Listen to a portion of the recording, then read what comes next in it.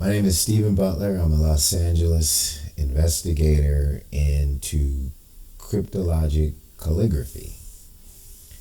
It's something I fell into accidentally, and it has led me down a rabbit hole into some of America's most famous cold cases, namely the Zodiac case, Cherry Joe Bates murder case, and the JonBenet Ramsey case. Here we are in December, and we are approximately 2 days away from the date that that young lady was murdered. And in my investigation, I was wondering how this young lady right here ended up into this position with this person right here. This is an embedded image that can be found in the ransom note that was a part of this murder. How do I begin to tell you what this is all about? Well, in the Zodiac case, in the Z408, there are these letters right here. T-Y-A, some symbols, an L, and what seems to be some kind of figure. And through one way or another, I was able to discover that this was actually a representation of this. This is the 1968 Vallejo phone book listing. And there is a gentleman by the name of Terry Al L. Jr. And this phone number is the result of solving a code that was written on the door of the Carmen Gia that belonged to Brian Hartnell at the Lake Berryessa murder.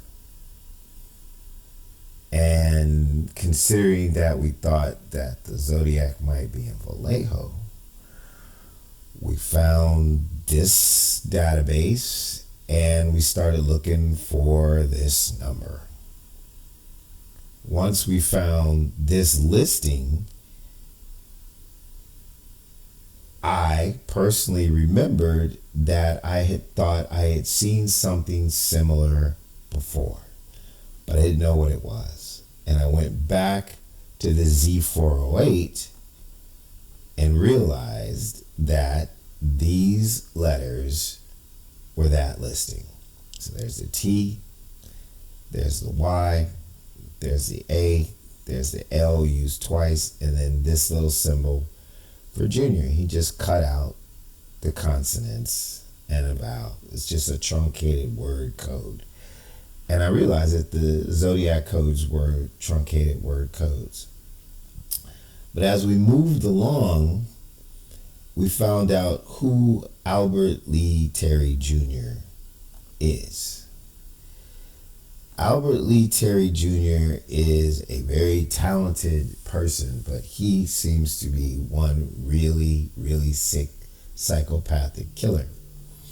And this is a self-image of him that can be drawn out of a Zodiac communication by doing something called reverse negative, where he coats regular paper, turns it into a photographic type paper that can accept light from photographs, and he embeds images on these papers, either handwritten or as an undeveloped negative. But if you reverse that process, you can see the pictures.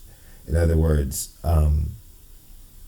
if you took another picture of it where the dark became light and the light became dark, you would get these images because they're undeveloped negatives. That's how it worked.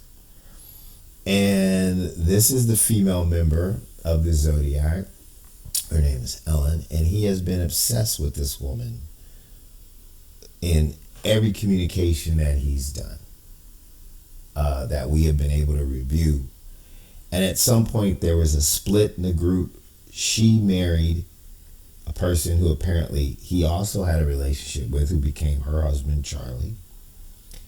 And as the Zodiac dissipated and Charlie and Ellen had a child and a family, Albert in 1971 faked his death and looked like he went into the witness protection program. Well, the Zodiac case was so important that it got covered up by the government. So these people, the rest of the group, got to live their lives normally, albeit in fear of ever being discovered. But Albert Lee Terry Jr. seems to have made his way to Canada.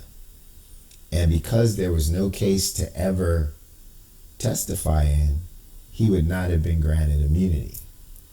And apparently he seems to be the person who murdered Cherry Jo Bates. He seems to be a person who's murdered a bunch of other people. And we think that he's the person that created the ransom note in the JonBenet Ramsey case that is a cornucopia of coded messages using his cryptologic calligraphy.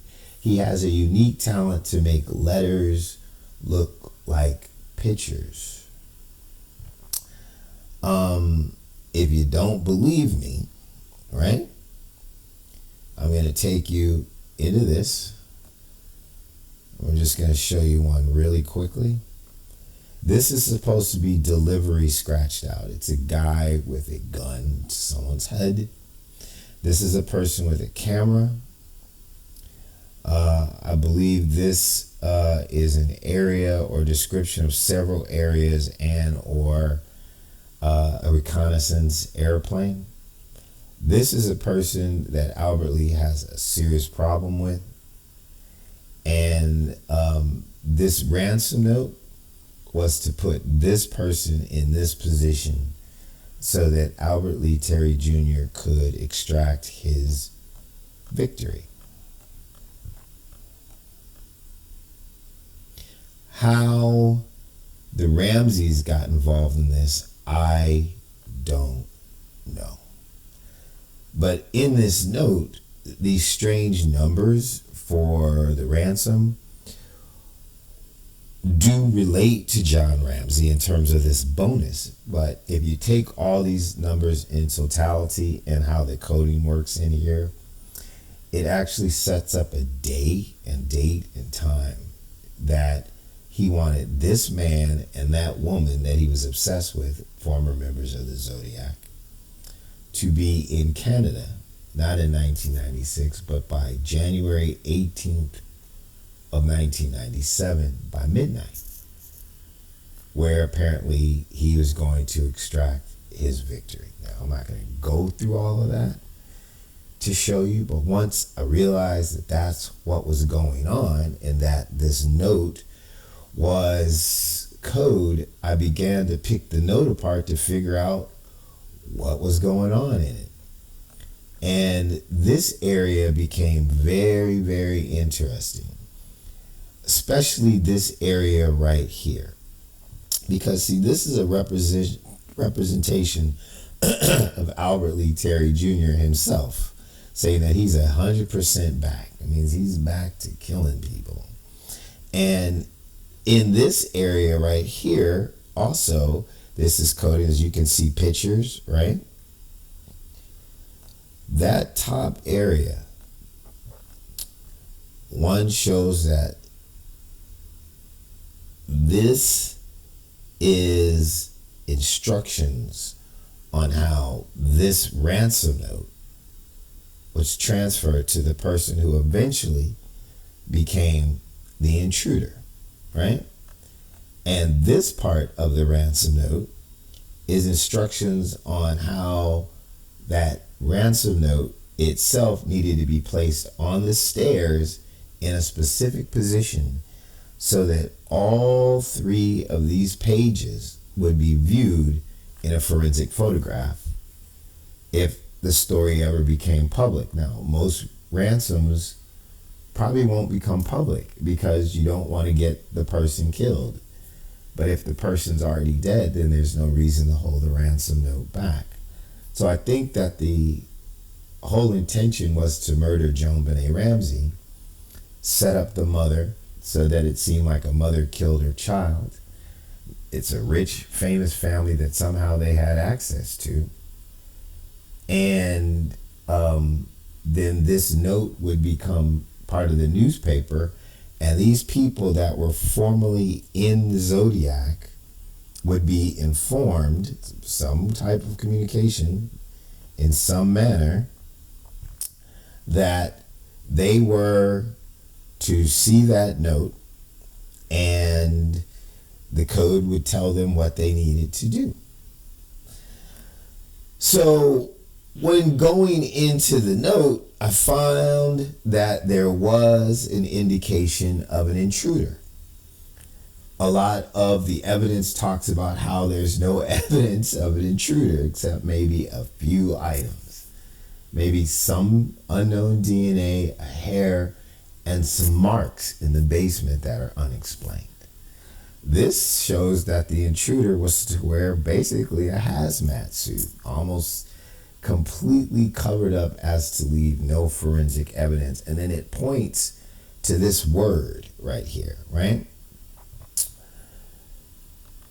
That part of this case is really familiarly funny in its odd way that this mad genius was able to create all of this. So when you take the intruder and you turn him this way, it points to this word represent, right? And we can read it as represent. But you see its unique way that it moves, especially right here where it dips and comes back. That is Albert Lee Terry Jr.'s criminal calligraphy that allows the word represent and this figure of the intruder to let him know that this is an instruction on how to navigate the second floor of the Ramsey home. So if you took that word represent, it would bring this person up the spiral staircase into JonBenet Ramsey's room and make them avoid the third floor stairs that went to Patsy and John's room to come back this way. That's what that dip was. Go through the children's playroom and then down the stairs to where there was access to the basement, past John Andrew's bedroom and past Burke's bedroom. I'll let you see it one more time, just so you can get a sense of what I'm talking about. So if I had that up and I had this up,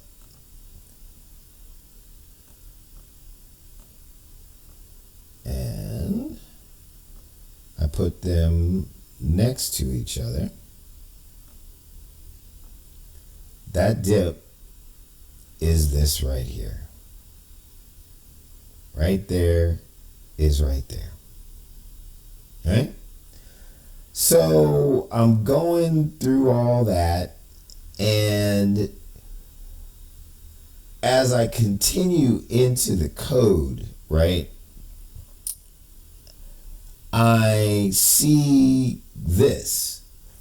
That area I told you around here where he said he was 100% back, when you turn it upside down, you can clearly see that his criminal calligraphy, right,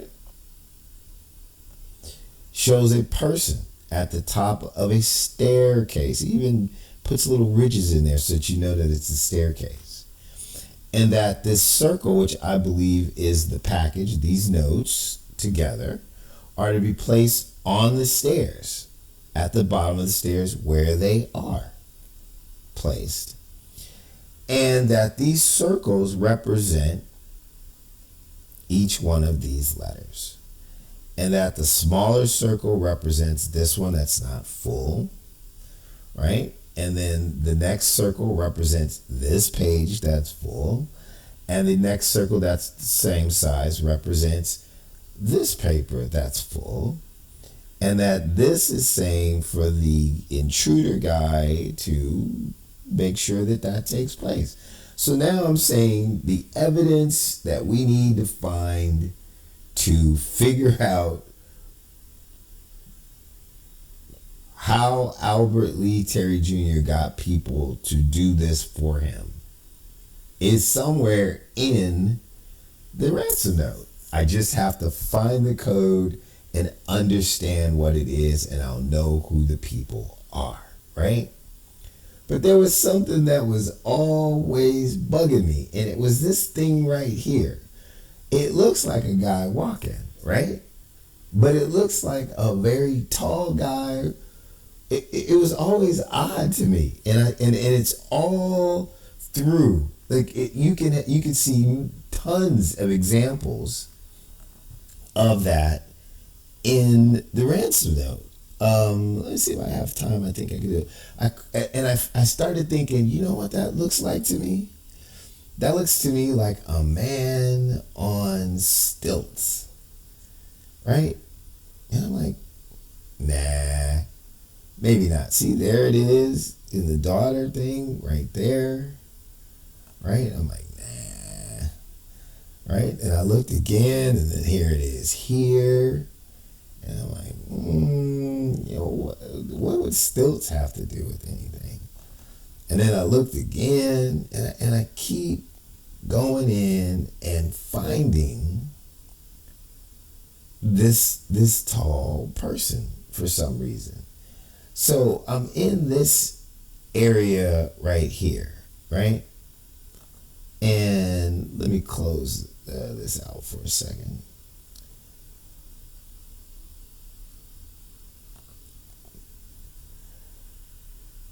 And this area right here is really, really, really important, because I realized that when I turn this upside down, that it is actually the directions for how the package, the ransom note, gets to the intruder.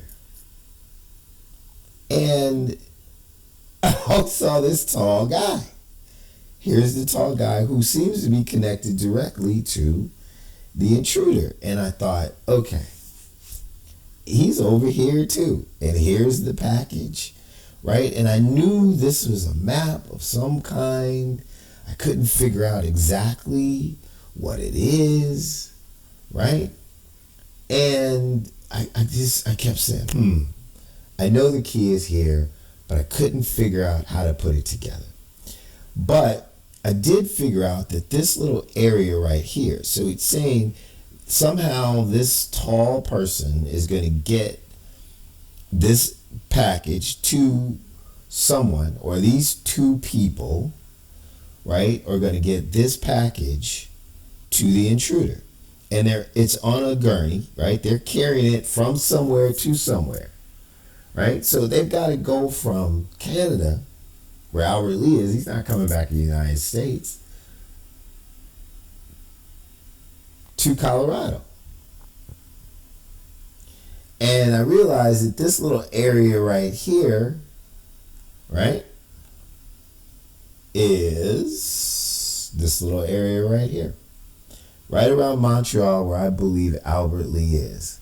Goes from a little skinny part to a fat part, right? And that's what that representation is. If I were to do directions, I need to get to Boulder. Let's see. Boulder, Colorado.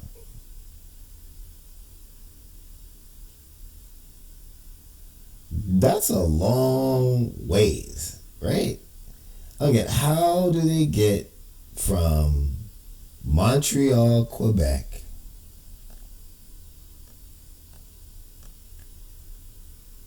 to Boulder, Colorado?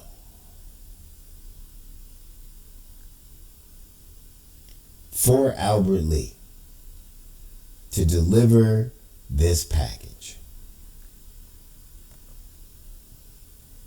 And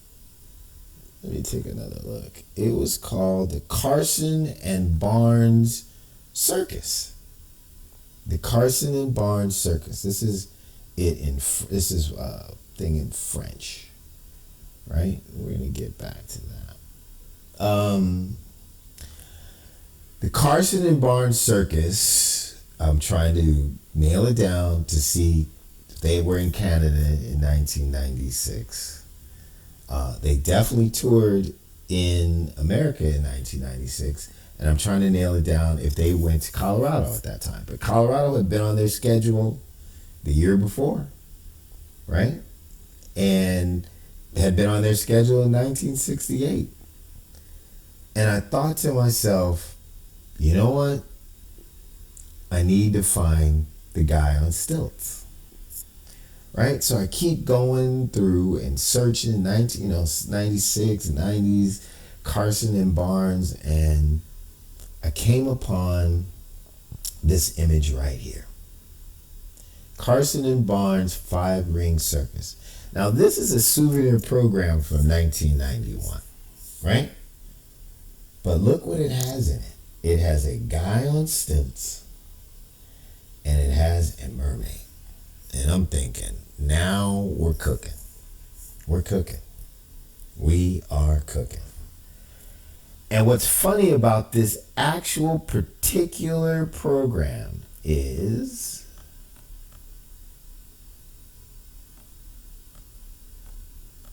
let me open it back up. Okay, this actual particular program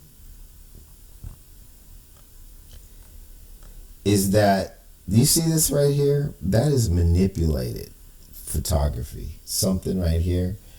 That part right there is textbook Albert Lee Terry Jr. stuff. And I checked this out, and this seems like an Albert Lee Terry Jr. manipulation. But that being said, right, we're not going to go there. But I want to show you something that's curious. I'm just asking questions, right? I went to this part of the code that is also in that area I kept showing you about the ransom note. So I believe that this is the package, the ransom note. That's that little circle thing, right? And I had always wondered why this thing here and this kind of person here and this female here and what I thought was a black dude here with like a high top fade or something, right? And then this came over here. I thought maybe this was Patsy Ramsey, right? I could be wrong, right? It could be, it could not be, but some type of, dressed up lady, right? I thought that they're planting the ransom note to frame her, which is what they did, right? But once I looked at this and I looked at this picture, I thought to myself, wait a minute. Just hang with me. Just hang with me. Not going to be too much longer, but I want you to see what I'm seeing here, right? Now, there's coincidence and then there's coincidence. But why is it when I'm investigating Albert Lee Terry Jr. and I have these strange ideas about what I think is in the code and what's in real life, I'm actually able to find things in real life that match what's in the code? Like, this shouldn't even be possible, what I'm about to do. That's all I'm saying. I wasn't in the house. I don't know who's in the house. I don't know who actually killed the girl, but I know Albert Lee Terry Jr.'s coding. And I want you to see how this works. So this person is a C, right? This person is another C. If I edit this, oh wait, it's already in edit, cool, okay. It's already in edit mode. So if I go from this C, And you know what I want to do? I want to make that a little bit thinner. Okay? Let's do that. So I want to go from this C to this C. So there's one C, right? Carson, another C to this C. Let's do that a little better. So let's go from that C to this C. So now two of the images that are bent like a C match this image that Albert Lee has manipulated, I can tell. And I also did another check, right? But I don't know when he manipulated that photo, but that photo's online and it's in an area of French that's like Canadian French. Albert loves posting his stuff. That's how I find it. He's in Canada. He's in the French part of Canada. And now I have this girl, right, with this hair, right? I'm not positive, but in this picture, the one female whose hair looks the most like this outline would be this female right there. So there's somebody that could match that, right?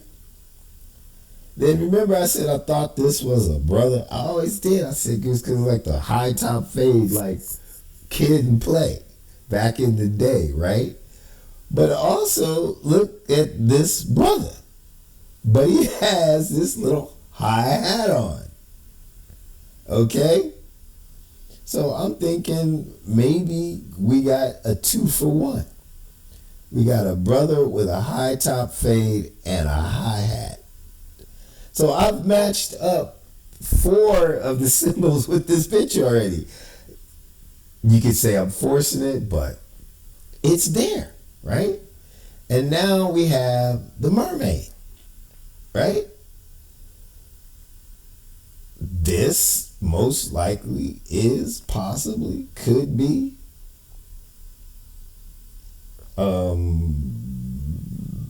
in my opinion, just swoop through here, come on down, come around, is our girl, the mermaid.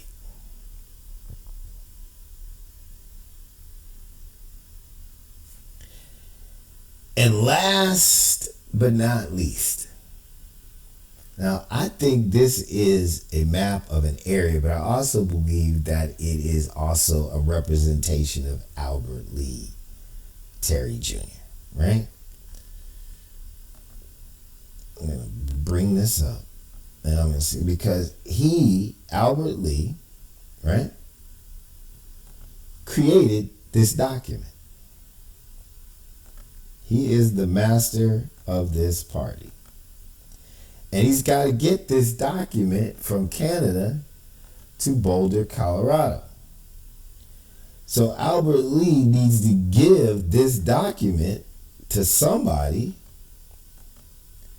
who can do that without him coming to America, right? And this guy with the hat, right, I believe, let me just clear that out a little bit. And let's thin it out a little bit so we can get through there and not make too much of a mess. I believe that is our friend right here. The man on stilts. Notice the pirate hat. And Albert Lee's little addition of this smiley face, right? And we're going to say that this is Albert Lee Terry Jr.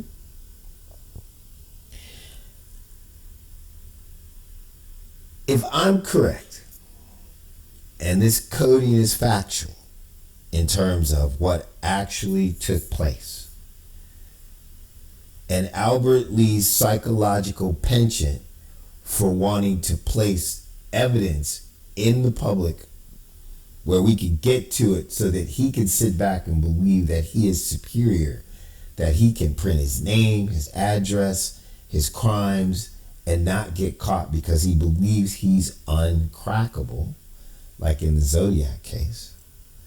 It should be impossible for me to make this much sense out of this code in the JonBenet Ramsey ransom note in this picture. But it actually fits perfectly. And that circus goes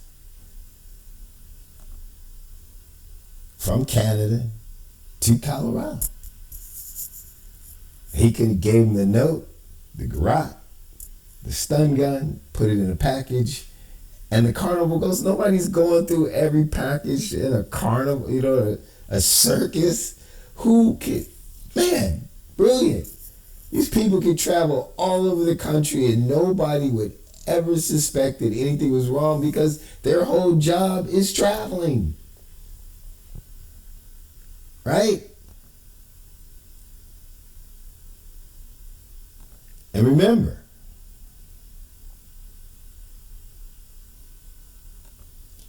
all right? So let's do our thing here. Can't see if we can do it here. Let's see what do I edit?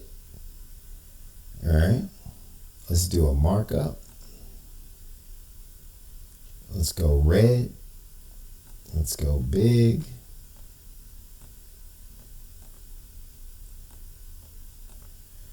All right, so I'm getting a little problem, so let's try it again.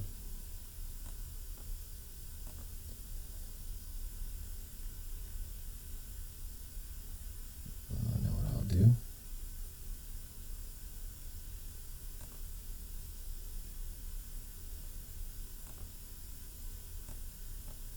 I don't know why that is not letting me do that. Somebody or something is freezing my screen.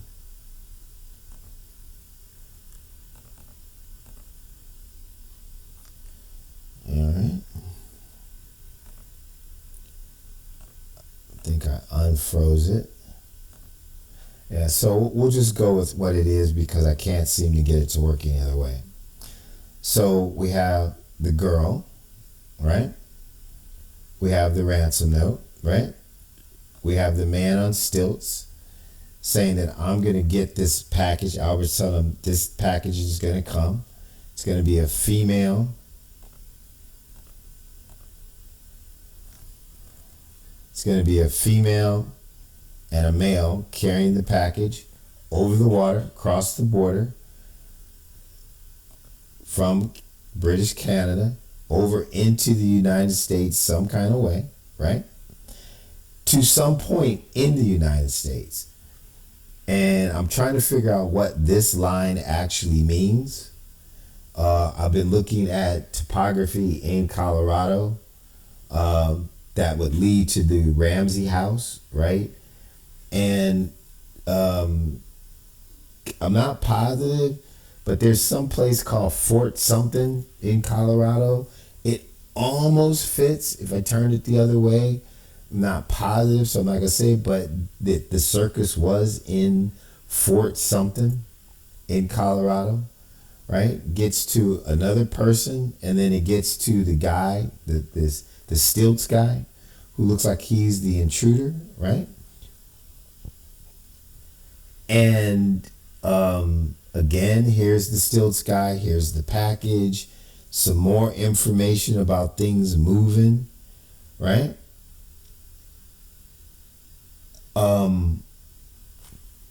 One of the questions was, how would he get into the basement? There were some marks in the basement. If there's a guy walking down the street on stilts, he would seem unusually tall. And if he had on a blonde wig and glasses, he's in disguise. I don't know what John Andrew looked like, but if the guy thought it was John Andrew, maybe that was intentional. But now the stilts are a ladder to get into the window in the basement. You put the stilts in there and you got a ladder. You're in the basement, you're in the house, and you're doing all the things that all the other directions told you to do, and then you kill the girl in the basement, right? Now be why you left her there, because that's your exit. You put the stilts back up, you step on the stilts, you're out the window, you pull the stilts out of the basement, and you are gone, right? So we're going to save this like that, and then I am going to spin it around just to remind you that we have the mermaid, right?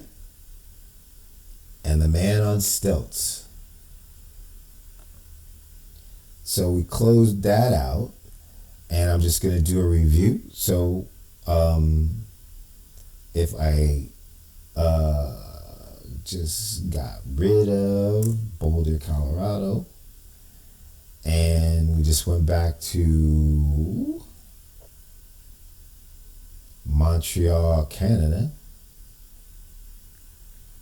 and let's see, which one to go back to. All right, let's do it real quick. So we'll go.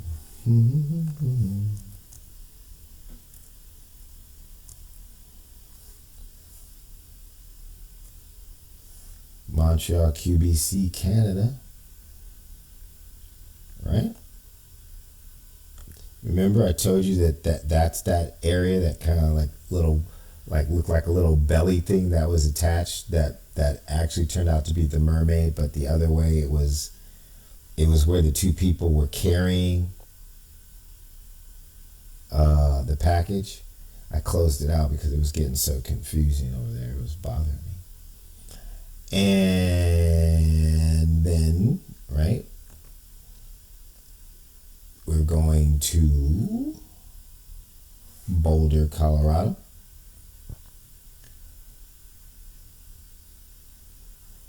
So that was that whole thing where they would carry it over the water into the United States and then somewhere into Boulder to get that to the intruder, which looked like the man on stilts.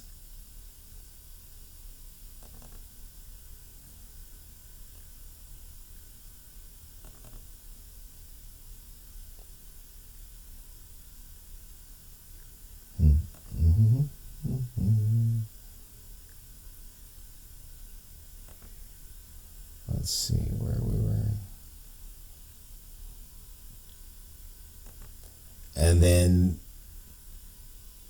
we had these people, right? So this is part of the code in the ransom note. And there's the 2 C's to the Carson and Circus, right? And we have this girl, looks like this girl's hair, right? Then we have the brother with the high hat, right? And then we have what should look like the mermaid from this picture.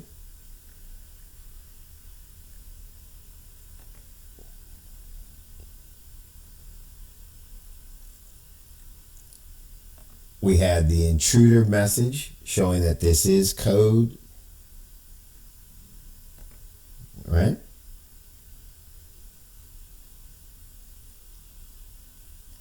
And we have this image.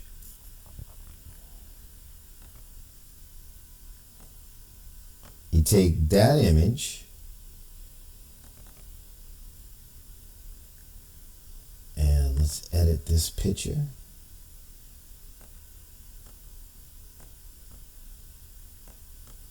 Oh, somebody's really messing with me. Well, we'll do it. We won't do it then. We'll just cancel that and we'll do it this way.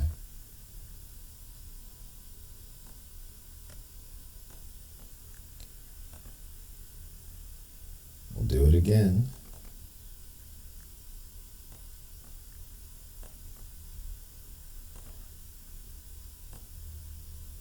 We'll move that there. We'll do it this way.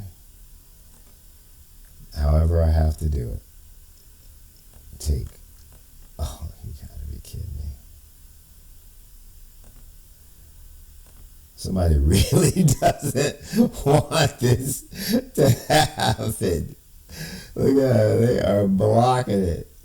Right? Well, I'll put it to you this way. Look at that guy's hat. Okay, that hat and that hat. You really, really can't make this stuff up. All right? So that's my presentation. I'm sorry that it was long, but these pages weren't at the bottom of that step for no reason at all. They were there for a reason. And you really can't make this up. I mean, it's there. It's really there. All right. Thank you for watching.